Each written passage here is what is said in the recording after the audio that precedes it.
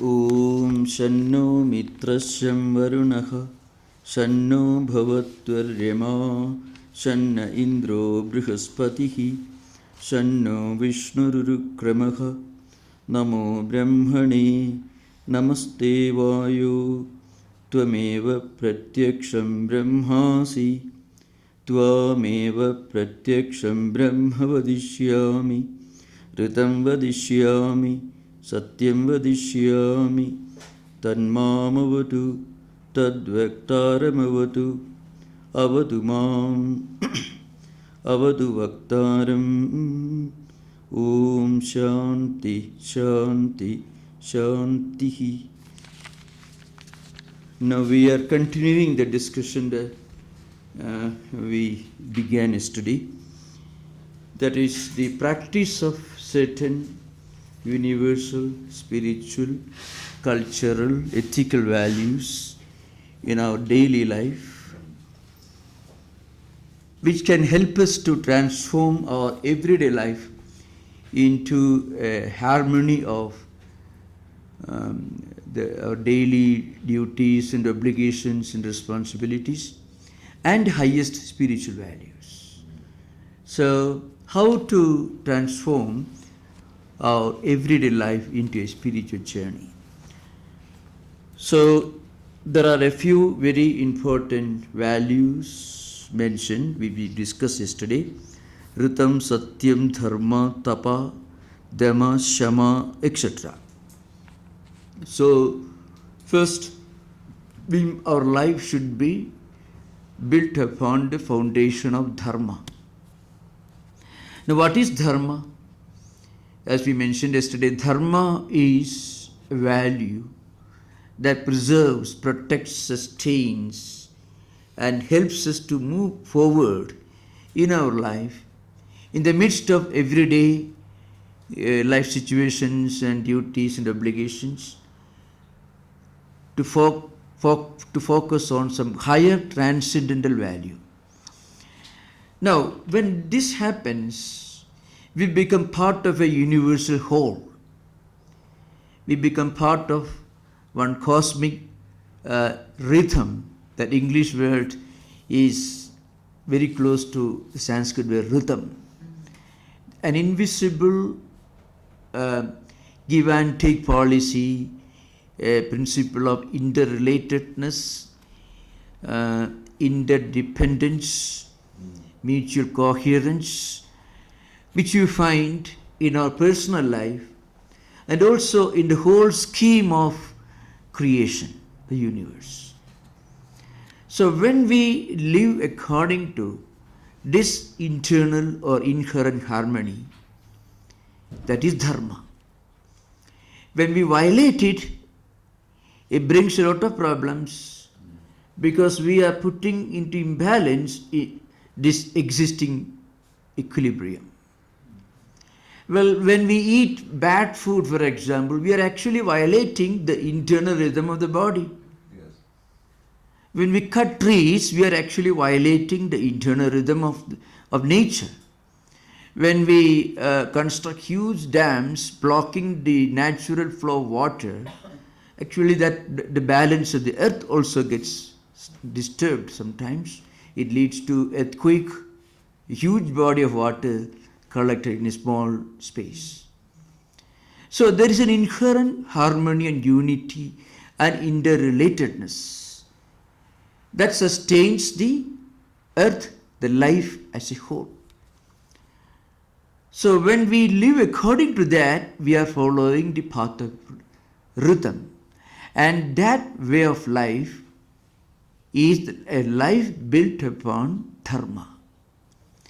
And Satyam is the philosophical, the ethical, the doctrinal aspect of these values, the truth. So now, practicing these values, one important discipline is mentioned, that is a harmony or maybe a blending of one's own spiritual pursuit and also helping others in their spiritual pursuit. So Svadhyaya and Pravacana. Literally it means studying for oneself and then imparting what we study to others, pravacana. Now, this helps us to continue this inherent harmony in the whole lineage of family and society. So, these important values are mentioned. And now there are a few other important values. Adithayascha, Svadhyaya, Pravacana, we already mentioned. Generosity, hospitality to guests. Then Manushamcha, Svadhyaya, Pravacana. So Manusham actually means something related to humanity. So compassion, sympathy for the whole living humanity. Of course, this is extended to other living creation also. We already mentioned earlier. But here in this particular mantra, Manushamcha, Svadhyaya Pravachanecha. So, we also should live in a way that is in perfect harmony with the prosperity and well-being of the whole human society. So, this is an important principle. In fact, every act of adharma goes against the welfare of humanity as a whole. Every act of dharma supports humanity as a whole. Sometimes you find these values very strangely understood and sincerely practiced and followed, even in cultures and traditions where these teachings may be totally unknown. So that's what I felt personally when I read Walden. Now this man, certainly not a Vedanta in the conventional sense, studying the Vedas and all that, but real Vedanta at the emotional level. So he may have read perhaps Charles Wilkins' translation of the Gita, because that was well known among the transcendentalists, and it was discussed in the Concord circle even during the time of Emerson, who actually translated some of the verses of the second chapter, which what we have, Brahma, the first two couplets of the four verses poem is nothing but a translation of the two verses in the second chapter of the Gita. So you find he walks from place to place, emotionally communicating with trees and ponds, rivers, water bodies, and he's not going to church to pray, but he's communicating with something transcendental. Well, if you study Vedanta and Upanishads, one great value of studying the Vedas is you will be able to trace you'll be able to see the trace of Vedantic idea in many other, so to speak, non-Vedantic, conventionally non-Vedantic, but really Vedantic traditions.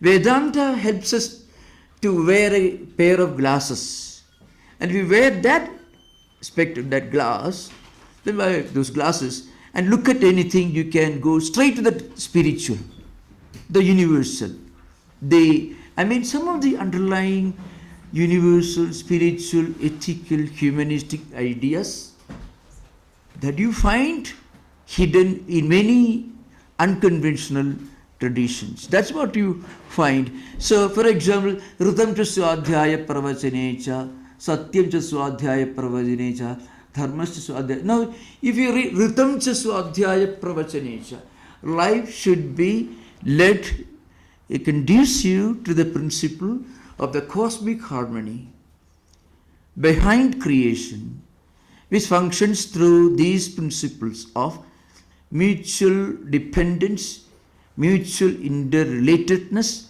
and interconnectedness, you find. Now, this man walking through the forests, maybe with the Native American carrying his small little boat on his head, and he sometimes emptying cans of melted pork into the water, and you find wondrous scenes.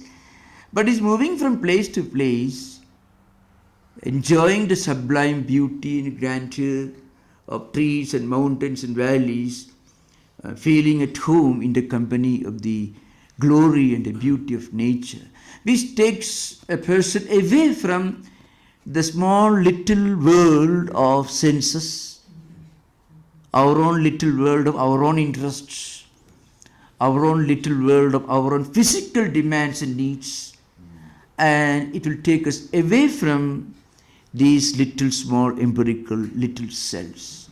So that's what you find, so Rtam cha. So if you read about Rtam, that is the great principle in Veda. It comes from the Rigveda Samhita. That higher meaning which you find in the Rigveda Samhita is not found in this context, but very often Vedic scholars, when they interpret any expression or mantra in any Upanishad, they will always go to Rigveda, because that is the grandmother of all the entire Vedic literature. So you find Manusham cha, Svadhyaya Pravacana cha. Our actions, our performance of duties and responsibilities, which we called svadharma yesterday, should be done in such a way as to help the prosperity of the whole human society. That is one way of connecting ourselves to this universal harmony, that is Rtam. So that's why Manusham cha Svadhyaya Pravacana cha, Praja cha Svadhyaya Pravacana cha, Prajanascha Svadhyaya Pravacana cha, Prajadischa Svadhyaya Pravacana cha. Three important principles that it directly important and relevant in the context of the basic duties and responsibilities of the householder, or in his or her effort to continue the lineage of the family. So a person should perform his or her duties in an ideal manner, that is mother or father, and then also grandmother and grandfather. So the whole lineage should be preserved. In fact, that's why you can find this harmony in the 4 ashramas that we mentioned yesterday.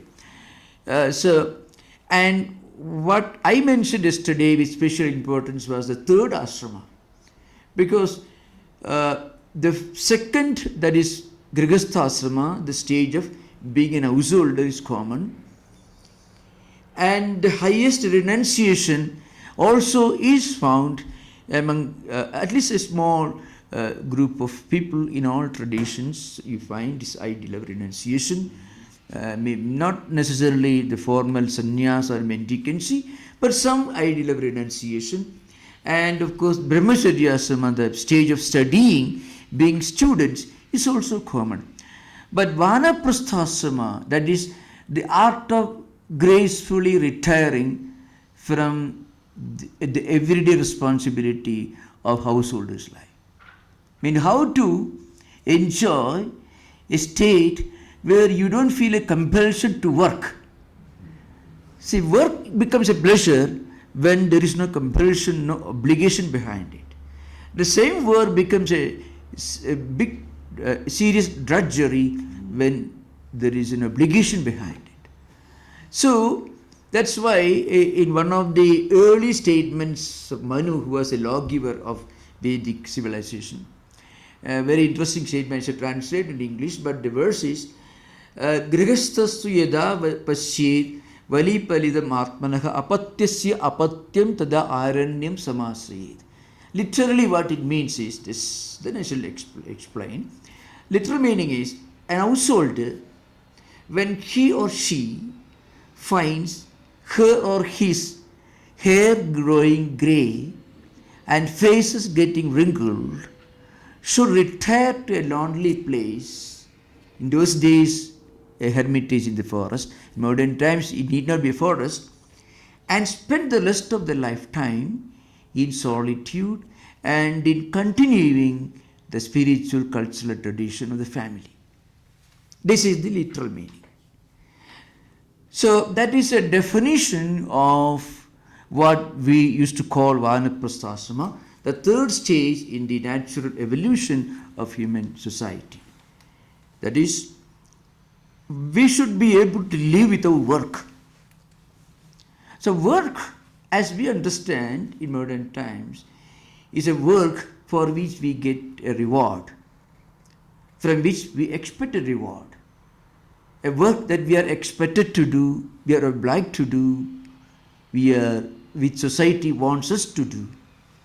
Now, when we do something which society wants us to do, which we are also compelled to do, as an obligation or duty, there is no joy in it. Even the most enjoyable work becomes a drudgery when we are doing it as part of our obligation. To give an example, an IT specialist, an IT information technology scientist may spend his whole life 13 hours before a computer. In the evening he may play football, soccer or tennis, whatever it is. So tennis is hobby for him, there is the joy. While sitting before a computer, there is no joy. But suppose you are a professional footballer, you may spend your time playing computer games. So sitting before a computer is hobby for you because your profession is football. So football becomes a hobby for an IT man and computer becomes a hobby for a footballer. So the point is, what we do when we are not under a serious obligation to do, that's what we enjoy doing. So, what I mean to say, many of the sages who taught these teachings, who imparted these teachings, belong to this category. So, you find about 70% of all the sages whom you come across in mythological books, in Mahabharata, Bhagavata Purana, especially the Vedas, they were all retired householders, especially the Vedic sages were all retired householders. So, because they have performed these three obligations mentioned, that is, they have made sure that their lineage will be preserved. So, they have very, very satisfactorily performed duties and obligations of parents, ideal grandparents, and also their duties as citizens of the country and society. So that's why Prajanascha, Prajadischa and Prajapadischa you find here. The Satyamidi Satyavaja Radhitaraha. So three great sages, their names are mentioned here, that they are Vedic sages. One is Radhitaraha, Paurusishti, Nakaha. So these great sages imparted some of these great teachings. This is the conclusion of this particular Anuvaka, that is the ninth Anuvaka, ninth lesson of Shikshavalli, the first chapter. So after this, we are going to one of the most profound teachings of this Upanishad. So now, yesterday and day for yesterday, we discussed this Bhruguvalli, that is the dialogue between Bhrigu and his father Varuna. And when Bhrigu, the little boy, went to the father and asked him, Adhihi Bhagavo Brahmedi, please teach me the knowledge of, give me the knowledge of Brahman. Bhrigu was asked by his father, you look at the nature, the mountains and valleys and rivers, and just find out where do they come from, what is the mystery behind their creation, what sustains them, and think of what could happen to them. These are the three. Yato va imani bhudani jayende yena jatani jivanti yet prayandi abhisambhishanti. This is a mantra. I mean, from where all these things emerge and where all these things exist, by what all these things are sustained, and where they get dissolved at the end. Find out that source, and that is the ultimate reality. And that reality is within yourself, that reality is yourself. It is immanent in you as the inherent divine principle, we call it in Sanskrit Antaryami. It is present and all pervading everywhere, is a universal reality.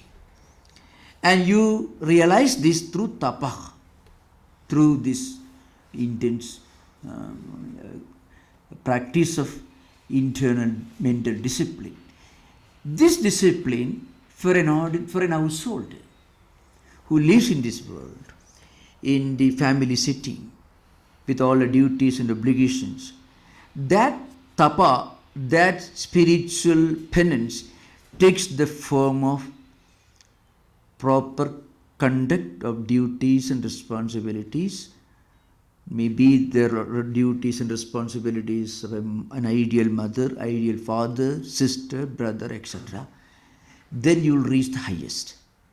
So for the very ordinary, for realizing the ultimate truth, you don't have to go away from society. You can live within society. One of the greatest teachers of this ancient science was a king. You find him in the Brihadaranyaka Upanishad. He's called Janaka. And he holds a dialogue with another teacher. He's equally great. He's Yajnavalkya. Yajnavalkya was also a saint philosopher who later became a monk. But even while living in this world as an householder, he became an enlightened person. There is a dialogue between them that is very, very celebrated dialogue. So in that dialogue, there is it's called Janaka Yajnavalkya Samvada in the Brihadaranyaka Upanishad. So one day, this philosopher saint, Yajnavalkya, is visiting his friend, King Janaka, a philosopher king. So, Janaka begins a conversation with him. Kim Jyotirayam Purushayadi means it. The simple question is asked. In fact, it's a series of 5 questions. The first 4 questions may not give you an idea of the grandeur, the spiritual, metaphysical significance of this lesson. But eventually we are struck by the profoundness of the teaching. So the king puts a simple question. How is a man able to walk, to go about, return to his place and sit somewhere normally? So the simple question is sunlight. Kim Jyotirayam Purushayadi means endowed with what jyoti, what light, or with the help of what light is a person able to walk about, do and go about doing his duties and responsibilities. So the answer is Surya Jyoti, with the light of sun. Then the king just continues asking the same question. So, Astamide Aditya Yajnavalkya Kim Jyotirayam Purushayadi. Suppose the sun has set in the west. There is no sunlight. What helps a person to move about, to live? Moonlight. So, that is obvious. So, moonlight is Chandra Jyoti, the light of moon. Then the king again continues. So, this is the style of the dialogue. The third question is, Astamide Aditya Yajnavalkya Chandramasi Astamide Kim Jyotirayam Purushayadi. Suppose there is no sunlight, the sun has set in the west and there is no moon. How will people walk about? He says you may strike a candle, matchstick perhaps. So Agni, that means the fire in different manifestation, maybe a candle light or whatever, maybe. The answer is okay. The fourth question is, Astamides Surya Yajnavalkya Chandramasi Astamide, and then Shantayam Agno. So there is no fire, no candle, no sunlight, no moonlight. How will you know about things happening around you? Suppose you are sitting in a room. There is no sunlight, no moonlight, and no candle. Then you may come to know of various things by listening to the sound of Vak Jyoti. So Surya Jyoti, Chandra Jyoti, Agni Jyoti, Vak Jyoti, the light of the sun, the light of the moon, the light of fire, and the light of word. Because you may hear a sound coming from a car in the streets, and you may come to know of the existence, the movement of a car in the street. Then the fifth question opens up a long discussion. Suppose there is no sunlight, no moonlight, and no fire, no candle, and you can't hear. Then what helps you to communicate with different things? Well, even if you can't hear and there is no moonlight or sunlight or candle, still you may sit somewhere and you may be walking in the streets of San Francisco under the burning sun, because that memory of a previous experience you may recollect and it will be happening in your mind. Because mentally, when we bring back memories, we will be reliving, re-experiencing previous life experiences. Then Yajnavalkya says, there is something in all of us. There is a real light, and that light is the light of Atman, the light of the soul, Atma Jyoti. That Atma Jyoti is what enables us to do different things, to make use of the sunlight when there is sun burning over our head, or moonlight, or the words Vak Jyoti. So all other lights borrow their ability to function as lights from Atma Jyoti. Light is Jyoti in the Upanishad. Jyoti or light here means something that reveals something else, and something is self-revealed. So the chair is revealed by the light, but the light can reveal itself. When there is light, you don't need another light to make sure to find out there is light here. So this light is self-revealer, and it is also the revealer of other things. So the Atman within us is the Jyotisham Jyoti in the Upanishad. That means that the light of all lights. Now, when Bhrigu, in our Bhrigu, when he found out that beyond and behind there is the matter, then the vital energy, the mind and intellect, there is this ananda, this bliss, which we experience when we connect with our own internal light, our own true nature. Then everything else is self-revealed. Now, what happens to such a person? That's a discussion in the next part of the Upanishad that we are going to discuss. It comes at the very beginning of the second section, chapter. It's called Brahmananda Valli. Maybe if you have got a book, smaller book, Sarvananda's book, you may find it page 90. I don't have that book with me, I don't need, but you can look at the page 90, perhaps that's a page number.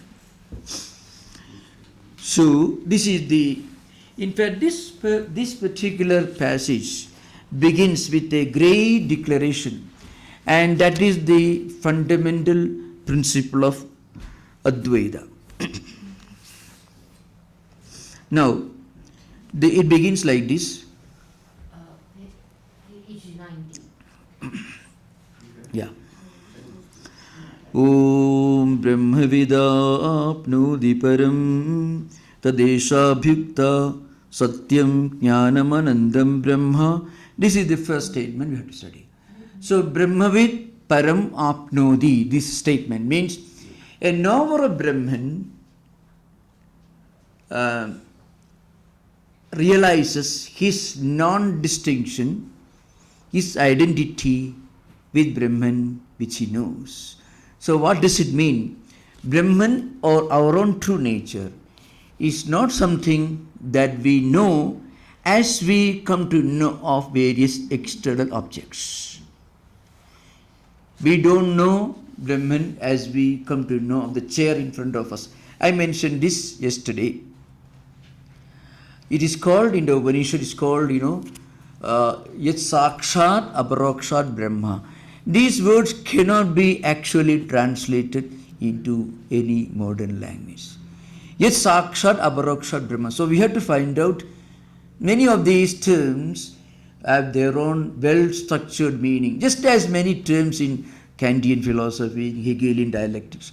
If you translate into some other vernaculars, you may get only an approximation of what those technical words imply. Thing in itself. If you read any translation into many of the Asiatic languages, you'll be terribly misled, because many of these technical expressions they evolve in certain cultural and spiritual context. So when we explain in another language, we have to explain a lot, much more than just a verbal, a single word translation. So it is called aparoksha anubhuti. So what is aparoksha? As I mentioned briefly yesterday. Normally whatever we understand, we connect, we come to know of, that is paroksha or pratyaksha. Only two ways of understanding normally we have. One is what we do not know but he read in a book, and we know, but that knowledge is indirect. Say, let us say the North Pole, South Pole, Siberia. We know about these places, but that is not direct. It's not direct knowledge as we know about the city of San Francisco. It is direct. We can drive there. You have driven many times. But Siberia is only a word which you know to be a place in map. So it is called paroksha jnanam or indirect knowledge. This is the only way we can explain the knowledge of something which is essentially indirect, which we cannot directly know much about. The other knowledge just mentioned is pratyaksha. So pratyaksha means something that is beneath the level of our panchajnani indriyas, like aksha, like the eyes, senses of vision, sense of hearing, senses of seeing, senses of smelling, senses of touching, senses of tasting, the five senses, and mind together. It's called pratyaksha, means direct. Direct perception is one of the epistemological tools in Aristotelian philosophy also, and also Indian philosophy. There are many more in Indian philosophy, of course. So the point is, direct perception is the normal tool by which we come to know of things. And if we cannot know of certain things through direct perception, we call it indirect. Now, Vedanta says the knowledge of Brahman is non-indirect. So that doesn't belong to any of these non-categories. Why it is called non-indirect? It is called aparoksha. Paroksha is indirect, pratyaksha is direct. So knowledge of Brahman is non-indirect, which means actually it is not indirect. Why? Because we are ourselves of the nature of Brahman. When we realize this inherent divine principle present in all of us, we are not going away from us. It is the nearest and the closest and the most intimate thing that's to us. So it is not indirect. But it is not direct because we cannot see with our eyes and ears or communicate with our senses of perception and mind. So it is not direct. It is not indirect. So it is called non-indirect. So that says, when we realize this, what is happening is, we realize that what we are actually searching is not different from ourselves. What we are striving to know is our own true nature. So that is the essence of this particular section. So this Brahman is the ultimate reality. It is described to be beyond time, beyond space, beyond causation. It is never born because it always exists. It never dies because it always exists. It doesn't go through the different stages of evolution like growth, evolution, decay and death, so called, it is Sadvikara Atita. Vikara means change. These are all technical words established by the great Shankaracharya in expounding these wonderful statements. I mentioned this at the very beginning.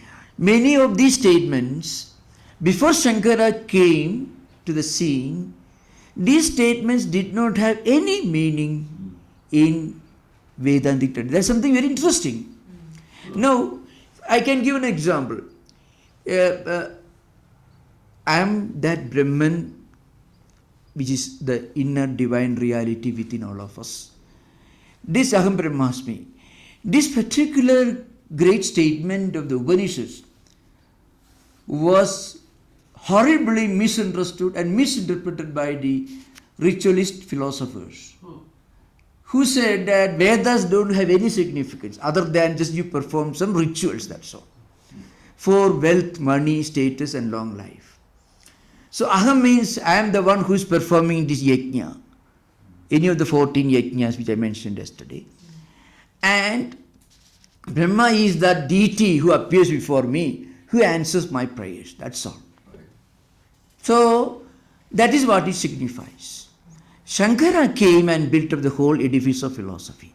So in the process of explaining and expounding this, he says this Brahman is beyond time, space and causation. It remains the same in the past, present and future. Trikala Atita. It remains unchanged. It doesn't undergo any of the changes. It's called Shadvikara, 6 changes: being born, existing, growing, evolving, decaying and dying or disappearing. 6 changes. Everything in this world, including this universe, the galaxies, all undergo these 6 changes. Maybe some billions of years back, the earth did not exist. After billions of years, it may not exist. It's also the universe. So even this universe, which may live for billions of years, is within the limitation, the structure of time, space, causation, conundrum, spectrum. It cannot be distinct from it. Vedanta tells there is one reality. It's never born and never dies. That's beyond all changes. And it's experienced without any change as the same in the 3 states of human consciousness, like waking, dream and deep sleep states. Now, this experience, this spiritual liberation in Vedanta is not something that you attain. It is not something that you manufacture. It is not something that you somehow make out. So, in order to drive home this point, the great commentator has explained this as very interesting. He says, Brahman, this Brahmajnanam, this liberation, I am that Brahmavid apnauti param. When I realize Brahman, I become one with that, because I realize that what I am looking for, what I am searching for is not different from myself. So I am that one. Okay, now this realization is not the result of any effort. It is not the effect of any cause. So mokshasya akaritva. It is not the effect of any cause. So it is not manufactured like a pot. It is not utpadyam. That is Shankaracharya. Utpadya means if to manufacture a pot maker has to make use of the clay, which he called material cause, but pot maker is the efficient cause, and he needs some instrument. It's called auxiliary causes. You may machine, tool, or whatever it is. So it is not manufactured. Liberation or spiritual liberation is not manufactured, and it is not something that you attain after leaving behind something. You leave Lake Tahoe and reach San Francisco. So leave Lake Tahoe behind and reach San Francisco. It is not appium, grammar, grammantara gavana means it is not something that you reach after leaving behind something else. It is your own true nature. Because the liberation or spiritual enlightenment is something that you get, then it won't be everlasting. Whatever you get cannot be everlasting. Whatever you are essentially, inherently are, that is only everlasting. So all our efforts, all our spiritual practices are only attempts to remove the obstacles that stand in the way of our realizing, our recognizing our true nature. This is mentioned in the Patanjali Yoga Sutra in a much more interesting way. Patanjali has a very, of course, his sutra is very, very, very simple, but Vyasa's commentary says, suppose you have a field which you want to irrigate, and there is a pond or a river 1 mile away. If you want to irrigate the field, you just cut a canal 1 mile long. What do? You remove the earth along that 1 mile route of the canal. You did not create anything. You removed that. Once the earth for that distance of the canal is removed, water flows. Water has to flow. There is no other way. So every spiritual progress is nothing but the removal of the obstacles. It is not creating something. It is only removing what stands in the way of our realization of the fact that we are Brahman. We are, that's why using Vivekananda's language, we have hypnotized ourselves into thinking that we are this body. We have hypnotized ourselves into thinking that we are this mind, suffering and enjoying and falling sick and getting well again like that. So every act of spiritual progress is an effort to dehypnotize ourselves. Because if spiritual attainment is a gift from anybody, then that gift can be taken away from us. But if spiritual attainment is a gradual unfoldment of the truth within ourselves, then no one can take it away from us. It's called Swarajya Siddhi. That's the name of a well-known book by Sureshwaracharya, Shankaracharya's disciple. I mean, re-obtaining one's own kingdom, or coming back to your own home, in modern language. It is your home which and you don't have to fight and quarrel to come back to your home. If you fight and quarrel and come to blows with somebody to get a place, that place may not be actually yours. If it is yours, then you don't fight for your place, which is yours. So every spiritual progress, Brahmavidapnavati param, because we are realizing the fact that what we are looking for is non-different, non-distinct from ourselves.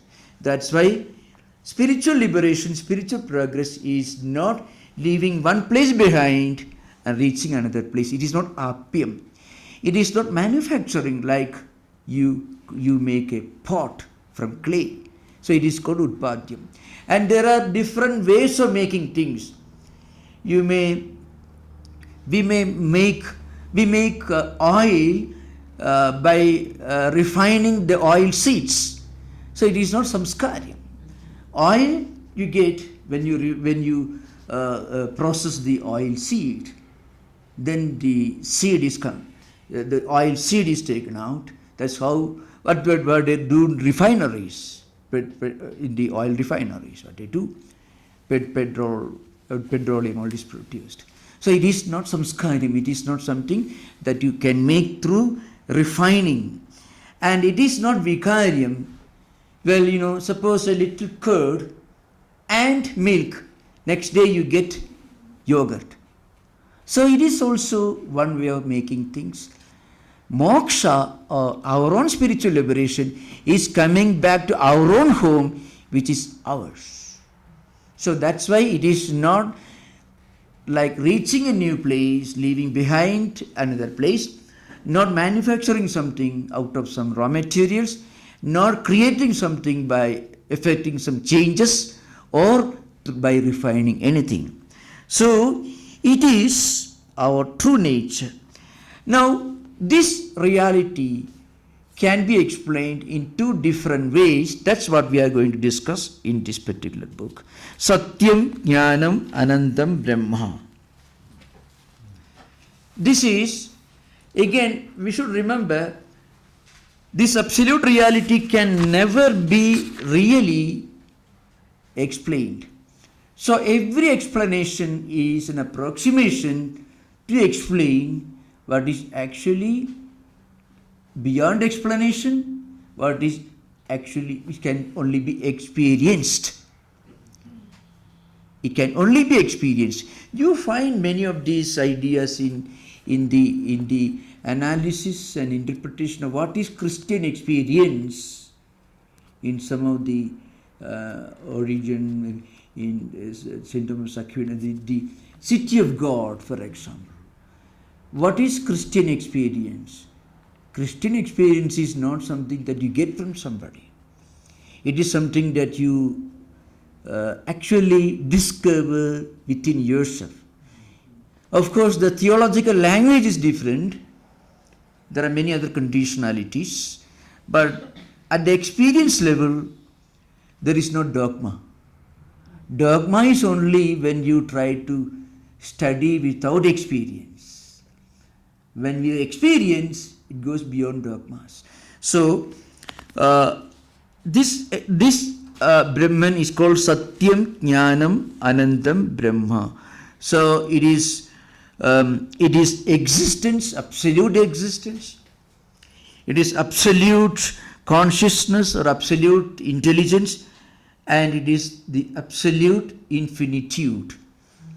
Now, if you want to give a direct approximation, I won't call it explanation, because this Brahman cannot be explained. It can only be experienced. Is your anubhavaika vedyam, something which you know only through experience or as experience. So it has got two definitions, two approaches. One is Surupa Lakshana, the other is Tadastha Lakshana. So one way of approximation, so we may call it explanation for the time being, is it is the absolute existence, absolute consciousness, and absolute intelligence, and is the absolute infinitude. Satyam, Jnanam, Anantam, Brahma. This is called direct approach. It is called Swarupa. Swarupa is explained from Brahman point of view. Now, there is an indirect way of giving an approximation of this reality, which is again part of the Taittiriya text. We already mentioned in the dialogue between Bhrigu and Varuna. When the little boy asked his father, his teacher, please teach me this knowledge of Brahman, the ultimate spiritual enlightenment, then the father, instead of giving the Surupa Lakshana, this direct approximation, gave an indirect approximation. What he says, from where all these things emerge, where all these things are sustained, and where everything is dissolved, that is Brahman. So without saying Satyam, Jnanam, Anantam, Brahma, which is Surupa Lakshana, the indirect approach is given by the teacher. You find out the source of everything. You find out the truth behind the existence, the sustaining principle behind all this, and finally the soul, the reality where everything gets dissolved only to re-emerge again. This you realize. It is called Tadastha Lakshana or indirect approach. These are two important approaches in Vedanta. I can just give an idea of how these principles are discussed in ancient text. Just then we'll continue. Now, when the Upanishad makes a statement that Brahmavid apnoti param, Brahmavid param apnoti, the knowledge of Brahman, a knower of Brahman, he attains the absolute ultimate truth, Brahman. So, don't you think this is a contradiction of what you stated earlier? The Brahmajnana is not something that you are going to attain. It is your own inherent reality. It is not something that comes from outside that you attain. It is something from within yourself. So, the Shankaracharya's commentaries are in the form of debates. The questions are asked, objections are raised from different schools of philosophers. Not only the theistic schools of Indian philosophy, like the Mimamsa, Uttara Mimamsa, Purva Mimamsa, Nyaya, Vaisheshika, Sankhya and Yoga, but also from innumerable schools of the four schools of Buddhism, Vijnanavada, Shunyavada, Sautrantika and Vaibhashika, and also from the schools of materialists. So very entertaining. It's a group, very intellectually very entertaining to read these books. So this one objector is raising an objection. It is very interesting. See, Nanu sarvagadam sarvasya cha atmabhudam brahma vakshadi ado na apyam aptisya anyasya anyena paricchinnasya cha paricchinnena drashta aparichinnam sarvatmagam cha brahma ityatah parichinnavat anatmavat cha tasya apti anuvapanna. So this Brahmavid apnavati param, this statement itself is totally against logic. That is the objector's view. Objector he represents another school of philosophy who doesn't believe in the Upanishadic statements or non-dualism. So how can you say one attains Brahman? That is the literal meaning of Brahmavid apnavati param in the statement you can read. Then Shankaracharya says, such a very interesting. Actually, there is no problem there. Right now, we think we are this body. We think we are a soul with a body, with a mind, with emotions and feelings and ideas and attitudes. That's what we think now. Suppose we are suddenly told, no, we are not this, we are something else, we are some infinite or transcendental reality. It cannot be immediately understood. Therefore, such a person should be slowly taken stage by stage. He should be led to his own understanding of the transitoriness, the changeable nature of the body. And he will know that this body is not the eternal reality. He will know that this mind is always changing. He will know that the intellect is also not always at the same time. It changes. Therefore, what undergoes changes all the time cannot be the absolute reality. So, he should be slowly led to the proper understanding of the transitoriness, the changeability of all these empirical things. First of all, when we start our spiritual journey, we should know, on the one hand, when we read Upanishad, suddenly we realize, oh, I thought I am George. Now I understand I am Atman. So now I have got a correct understanding. So you cannot change your identity card. That kind of intellectual understanding only the beginning, the kindergarten in spiritual life. So that's an important point mentioned here. There is a long distance from a concept to an experience. There is some distance to be covered from an idea to its real experience. Sometimes some great spiritual giants, spiritual mystics, who are born with a lot of highly evolved samskaras, maybe from previous life, if they read the Upanishad, immediately they will understand. That's because their mind was ready, their mind was traveling, it had already traveled a long distance through innumerable life cycles. So they don't have to study these Upanishads. If they go to San Francisco or Berkeley Library and read, oh, well, maybe that's enough. That's what happened to Sri Ramakrishna. Because Sri Ramakrishna was practically, it was difficult for him not to live with God. Even long before he met Totapuri, his Advaita teacher, Sri Ramakrishna's mind was always surcharged with these great spiritual ideas. So when he got his Mahavakya from his teacher, immediately that Mahavakya he felt as an experience and not as a concept. But spiritual seekers who have not reached that level of evolution and growth, they have to start from where they stand. So they have to start at the level of conviction, concept or idea. So in Vedanta itself, there are two fundamental schools in interpreting the effect of listening or reading of Vedantic text. These are called, one is Shabda Aparokshvada and Prasankhyanavada. Vada means an approach. So try to explain. We already found in Sri Ramakrishna's life, when his teacher gave him this instruction, the instruction was not something he has to work hard to experience. It was, and it became, he connected with that, not as an idea, but as an experience. And he remained in Samadhi for 3 days. His own guru had to struggle hard to bring him back to the level of empirical consciousness, empirical awareness.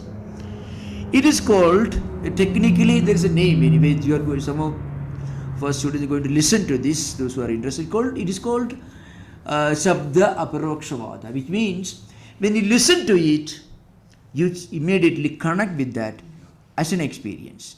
Well, suppose somebody is driving like Swami Vedananda. May have driven at least 2,000 times from Olima to San Francisco back and forth.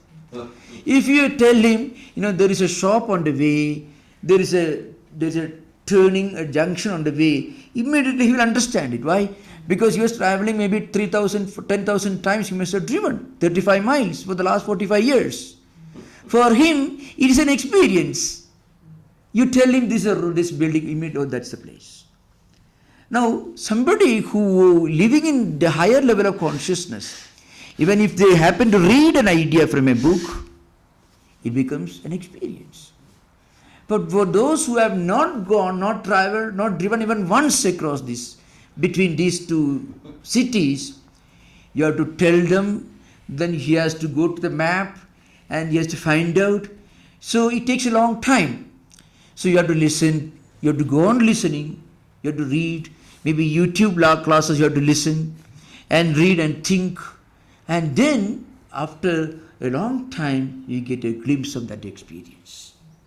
So those who have traveled a long distance already, that means those who have already built up a lot of spiritual samskaras from innumerable previous life cycles, just listening once strikes as an experience. That is called Shabda Aparokshvada. This view was held by some philosophers of Advaita school like Sureshwaracharya, Padmapada, Prakashatma, many others. The other school is, which I mentioned, those who have not traveled such a long distance, those who have not evolved to that level of perfection. For them, when they read the Upanishads, it sounds okay, fine, wonderful. But again, at times, they may not be able to see the practical relevance of these teachings. So they continue reading. It is called, you have to practice these 7 disciplines which I mentioned yesterday. 7 disciplines that somebody requested me to explain today. So these 7 disciplines, maybe today we won't get enough time. 7 disciplines we'll explain in detail tomorrow. But today, one is Swadhyaya Sadushtayam and Sravana Manana Nididhyasana. In short, I should put in English. First, a proper discerning wisdom between real and unreal. And then hold fast to what is real and genuine. Third, mental discipline, discipline of the senses, mind, emotions, feelings, moderation. Samadhi, Sharka Sampatti, means all internal and external, self-restraint, self-control, all this of the mind and senses, etc. And fourth one is very important, a strong desire for spiritual enlightenment, a strong urge for spiritual undertaking, spiritual journey. That itself is a great relief. Actually, we may not always reach the destination, but when we begin the journey, that itself is a great relief. That's one unique aspect about Vedanta. A person who, at least intellectually, as a concept, is convinced that there is something which is transcendental, which is not changeable as these empirical experiences of pain and pleasure, good and bad, depression and enjoyment, happiness, jubilee, things like that. Now, there is something beyond all this that is transcendental, which is the real thing to be obtained, attained. That's what really matters in life. Once we get our mind focused on this transcendental spiritual ideal, life itself becomes a very pleasant journey. Then we are able to look upon life and recognize its true nature.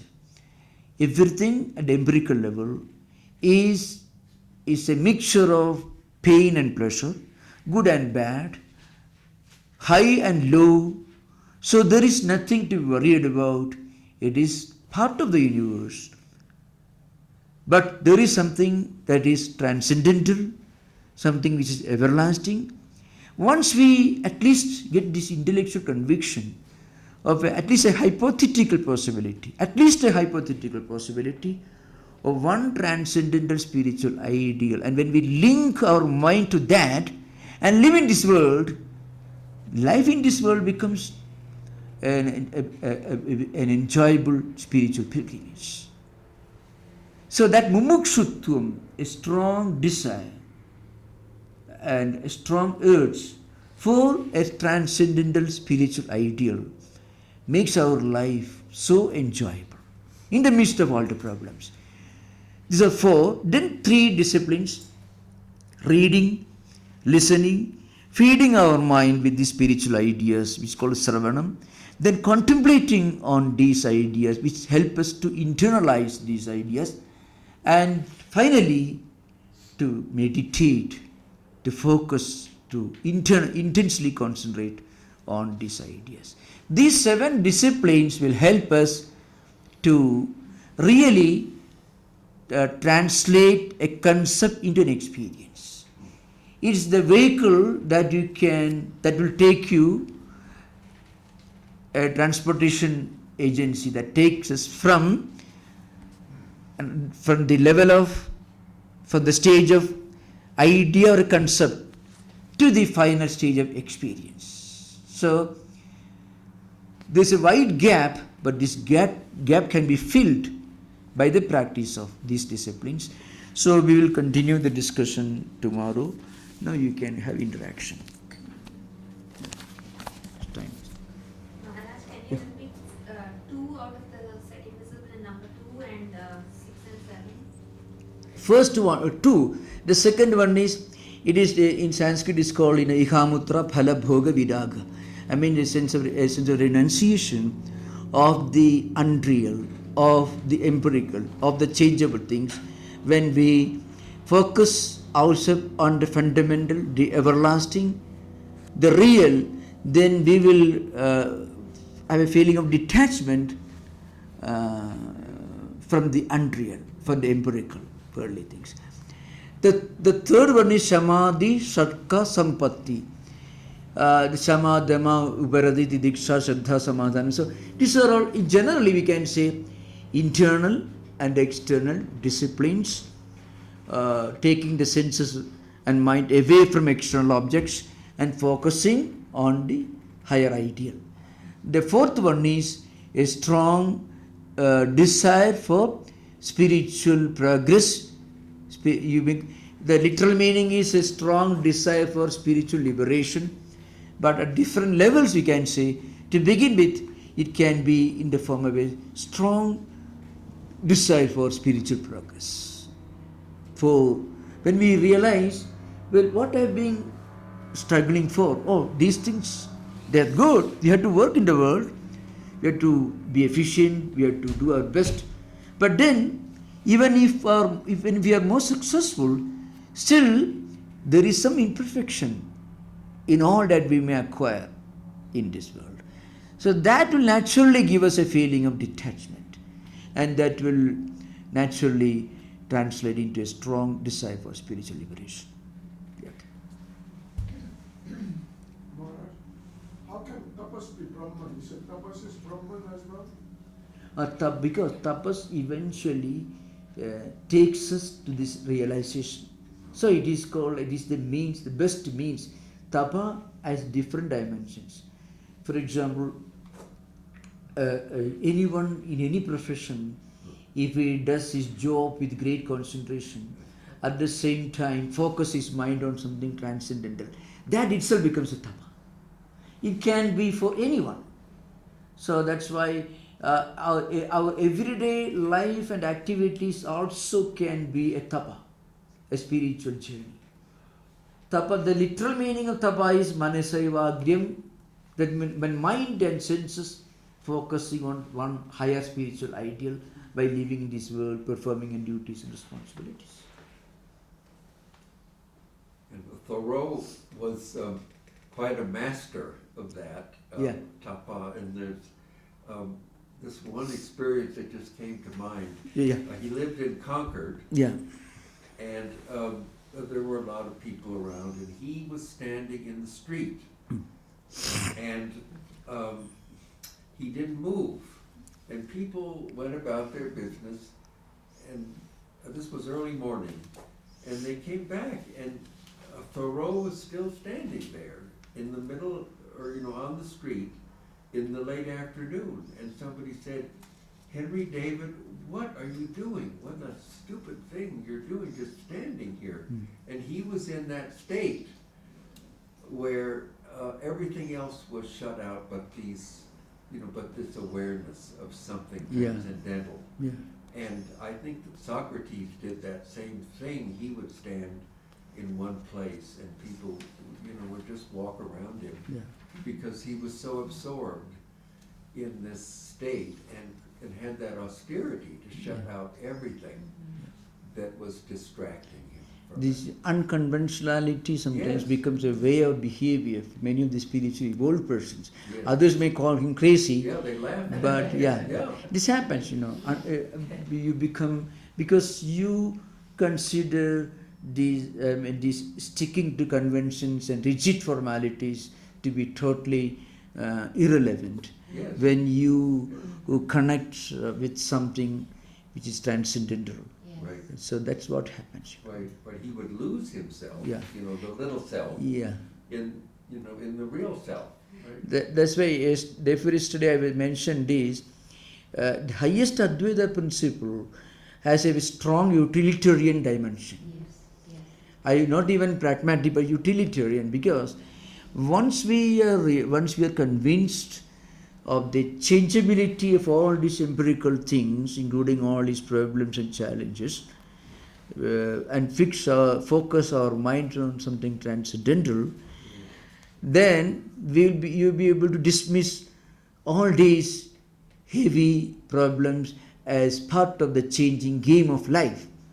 And once you interpret that way, it's no more a very serious problem, no more unbearable. You don't take them so seriously. Yeah. You because this problem is not everlasting, because it's also changing. When you have a happy experience, that also is going to change. So dukkeshu anudviktamana sukheshu vigadaspurha vita raga bhaya krodha sthitatihi muniruchide.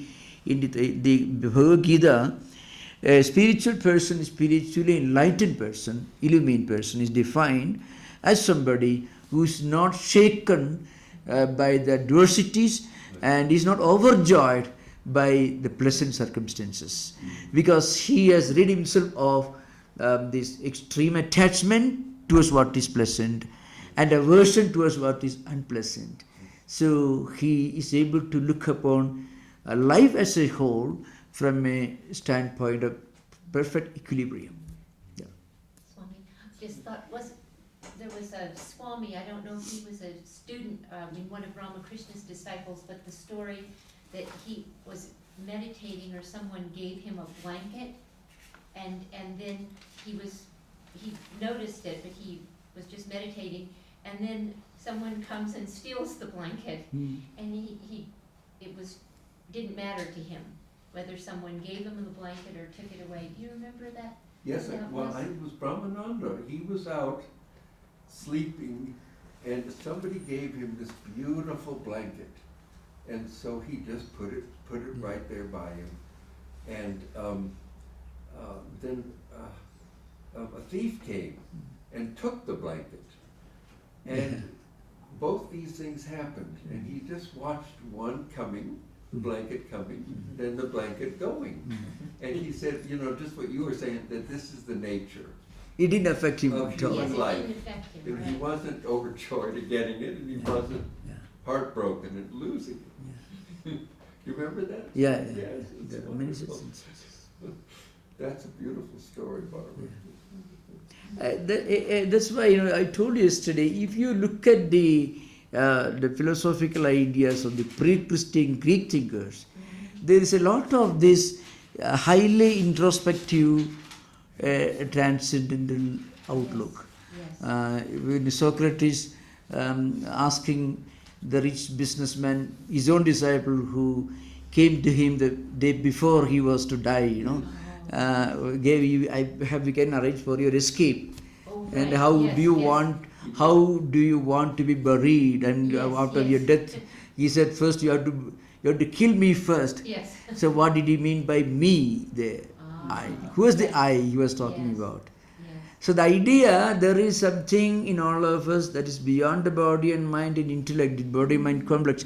That idea was vaguely expressed in so many pre-Christian Greek philosophical traditions in Neoplatonism. But the point is, after that, the tragedy of Augustinian theology, it like a big hammer, it broke the head of Greek mystical thought. It's a tragedy of it. Because you should not step out of this prison wall. That's what happened there. Yes. Yes. There is so much affinity between these. Yes. Yeah, that's something interesting. I'm sorry, you were going to say something? I was mentioning some time back, even the dress code of the early Greeks are very similar to some of the sages of Vedic times. If you want any doubt, you can see some of the Indian movies with the mythological background. Of course, at least they are true to many of these social customs of ancient times. The dress code, the loose upper garment, which were common in Greece and even later in Rome. They were not wearing full suits and cap, things like that. In Rome, even the picture of Demosthenes you find in the old books, Demosthenes and Greek thinkers. They were not full dressed like medieval knights. No. They were so informal, and upper garment maybe made of cotton, we don't know. Yes. So there is a close similarity even the dress code of the ancient Greeks and the Aryan peoples of India in the Vedic times. It's very interesting. Yes, it is. Please, do you want to say? I was just thinking that, I wouldn't mind attaining to those states of mind that Christopher and Barbara were just talking about, to lose myself, sit or stand still, and kind of reveling in that moment. But I'm wondering too. We live in this world, and in the kind of evolution of this realization, what is it?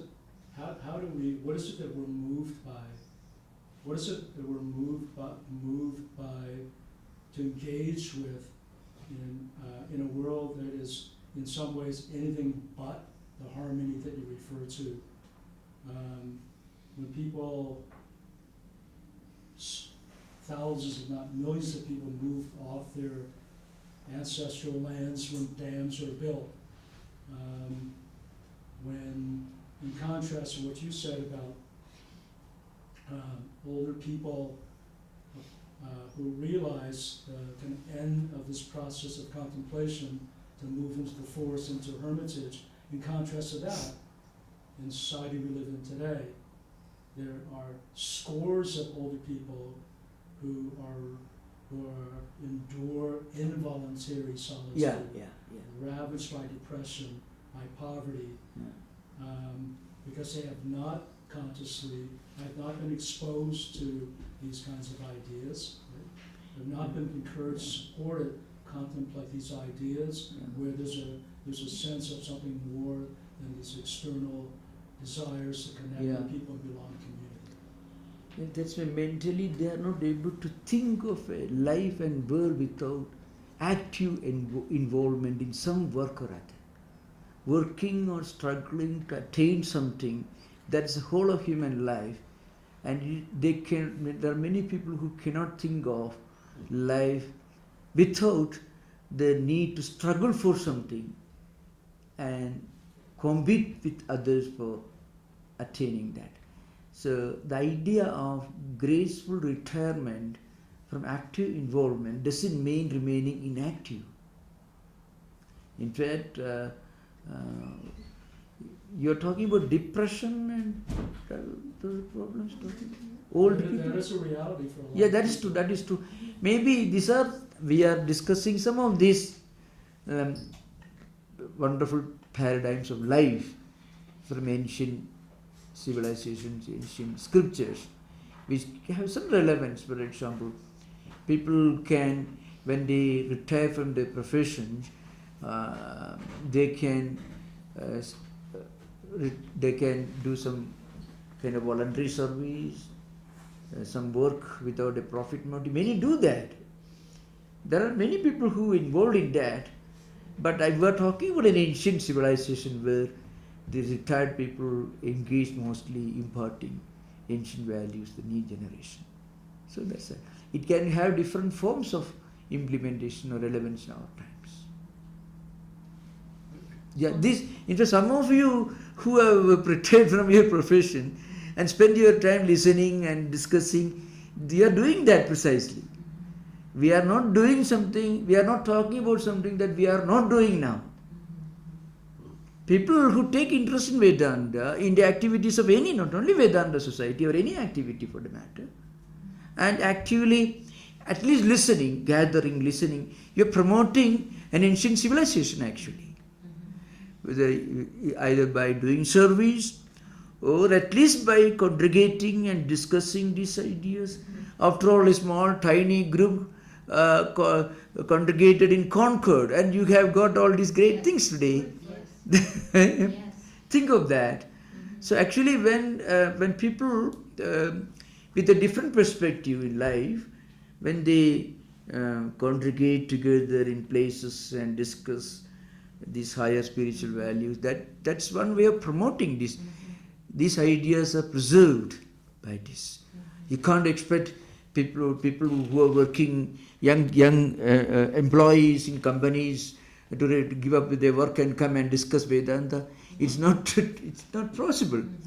But at least they too come, during the weekend they come, other days they come, and retired people who have less obligation, still some duties they'll do, still they find time to congregate and listen. Listening itself is a great service. If there is somebody to listen, then only we'll discuss this. I was giving the example of tiny Concord movement. That is one of the very few things the American can be proud of at the realm of philosophy and mysticism. There's not much. This is a young country, 400, 500 years. There is no 500 years, more than 500. There, you cannot talk about Kant or Hegel, or Aristotle, Spinoza, or Eckhart. But you can talk about Emerson, Thoreau, and Whitman, the tiny group who congregated in some small commune just because Emerson got a copy of the Gita, a very imperfect translation. That was enough to rouse this higher emotional response mechanism, So I was mentioning in one of my talks in San Francisco, which I gave on the Transcendentalist movement, you find the response of America to Vedanta and Indian spiritual traditions and the response of Europe. There's a great difference. Europe produced outstanding Indologists who spent decades, 40 years, 50 years, 30 years to study Sanskrit and translate and all that. But Europe did not produce an Emerson or Thoreau or Whitman. But on the other hand, the knowledge, the scholarship of Sanskrit or Indology or Upanishads that Emerson had was not much compared to Paul Deussen or Max Muller or MacDonald. But think Emerson lived in that world. Yes. Well, he had it inside. Yeah. That's what I say. So The emotional response. Yes. Yes. He could connect with some of the subtle principles of Vedanta. You find in the Walden, you find some great statements which reveal the fact that Thoreau understood the true meaning of Karma Yoga. I can give an example. You see, in many of the standard translations by many, unfortunately, many Western translators, especially Karma Yoga. Karma Yoga means you don't have to do anything. You do work and go, don't look at the salary. There are many, in India also you find many people who don't believe in Vedanta. They write very ridiculous, laughable interpretations of svadharma and swakarma. You find in India, also everywhere you find. But in Thoreau you find, he says, Lord Krishna doesn't mean that you should not do work. What he means is, you should do it with a higher perspective. Now this statement came before Vivekananda, before America listened to Vivekananda. You can imagine. So I feel these transcendentalists, the three transcendentalists, connected with Vedanta at the emotional level much more intimately than many of the European Sanskritists or Indologists. Europe produced innumerable, right from the late 18th century up to our own times. Schopenhauer. Yeah. They're great. They made great statements. They did, of course, they did understand, but the emotional response. See, in American, if he listens to Vedanta, he will grow a beard and go to Himalaya and what do you call try out and spend some years in the ashramas. But a European linguist may not move away from his university building. He may go deeper, he study, he translate. But American may take a flight to Haridwar and go to Himalaya and go to some ashramas and with a long beard and rudraksha. You can find it. That is the style, that is American emotional response. Very much more intimate at the mental level, emotional level. They stressed living it. Yeah, you find It had it. to go into Yeah, life. that's It true. just couldn't stay in the head. Yeah. So, America produced so many monks and nuns in the Vedantic tradition. It's where you find. That's right. So that's why at the emotional level you find these transcendentalists their connection with Vedanta, which is I don't say I am not belittling the great European Indologists who made great contribution to Indology and philology when they came in contact with Sanskrit, but it's a different level. This is American response was more intimate, more at the emotional level. So Paul Deussen, hearing about Ramana Maharshi, going by ship, of course, in those days from New York to Madras, and then meeting the Shankaracharya of Kanji, who asked him, your guru is there in the Ramana Ashrama and sitting in the cave, 55 degrees centigrade, no Fahrenheit, And this is what happens when an American Here's what Vedanta. Which did not happen in the same way. Okay, there was an Annie Besant, there was a great Sister Nivedita, from Europe, no doubt. There was Paul Deussen, who spent years, who is supposed to be the greatest Sanskrit scholar the Western world ever produced, Paul Deussen. He spent years studying under the great Indian masters. So that was there, but this kind of emotional, intimate response to Vedanta that you find among the Transcendentalists and later American Vedanta, you don't find it. That's what I told you. Okay? Yeah. You have to say something? I think we have just 1 minute, 1 or 2 minutes. Okay, thank you. Is there a way to promote that sense of emotional involvement? Yeah, that's what we are doing now, really. Yes. This is, yeah. Om Shanti Shanti Shanti Hari Om Tat Sat Sri Ramakrishna Arpanamastu.